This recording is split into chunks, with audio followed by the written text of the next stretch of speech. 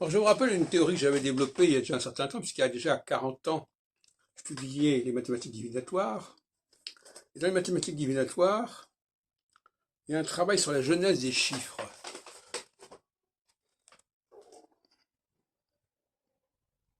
où je montrais qu'en réalité, la genèse, ce qu'on appelle les chiffres arabes ou les chiffres hindous, en réalité, renvoie à l'hébreu.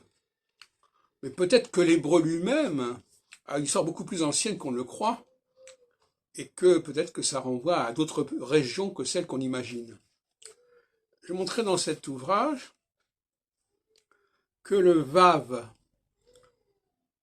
pouvait donner le 7 quand on rajoutait une barre, que le Dalet pouvait donner un 4 quand on rajoutait une barre, que le Tsadé pouvait donner le 9 quand on rajoutait une barre, que le Zayin pouvait donner le 6 quand on rajoutait une barre, et que le P pouvait donner le 8 quand on rajoutait une barre.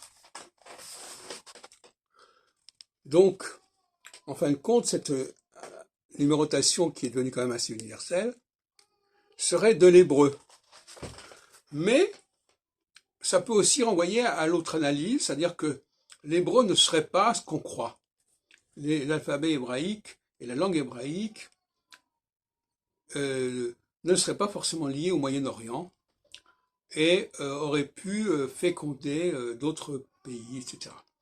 Tout comme la langue française, pour moi, n'est pas forcément liée au monde latin.